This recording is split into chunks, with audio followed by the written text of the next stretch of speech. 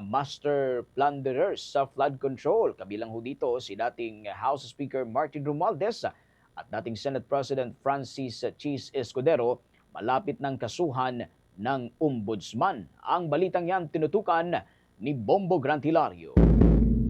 Tiniyak ng Office of the Ombudsman na kanilang malapit ng ihain ang kaso laban sa tinugrang master plunderers ng manumalyang flood control projects. Ito mismo ang ibinahagi ni Assistant Ombudsman Attorney Miko Clavano sa nagrap na pulong balita ng Tanod Bayan ukol sa mga kasong inihanda may kinalaman sa korupsyon.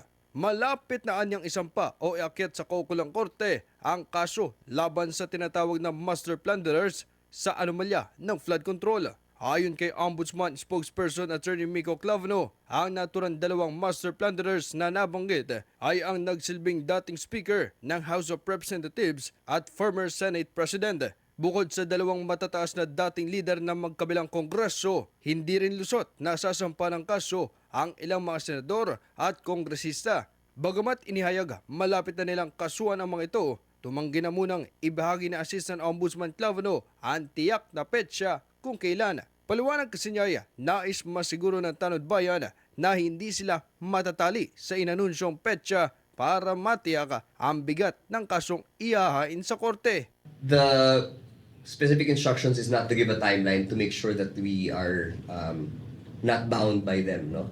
Kasi ang gusto talaga namin ay quality over any specific timeline that we may give. Pero malapit na ho yan, malapit na ho.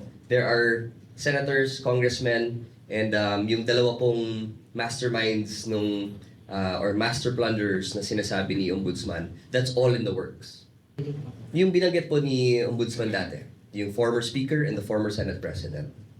Kung babalikan, una nang inanunsyo mismo ni Ombudsman Jesus Crispin Boying Remulla ang patungkol sa pagsasampa ng kaso. Partikular niyang binanggit na kakasuhan ng Tanod Bayan sina former House Speaker Martin Romualdez at former Senate President Chis Escudero. Kasong plunder anya ang inihahandang ihain ng Office of the Ombudsman sa korte laban sa dalawang nabanggit na dating leader ng Kongreso. Anyway, in the same light, no, I'd like to say that we have been seriously preparing a case of plunder against former Speaker Martin Romualdez and former Senate President Chis Escudero. Plunder rin ang aming hinahandang kaso para sa kanila. Habang dagdag pa ni Ombudsman Remulla na marami pang ibang kaso ang lalabas ngayong Abril at sa susunod nitong buwan ng Mayo.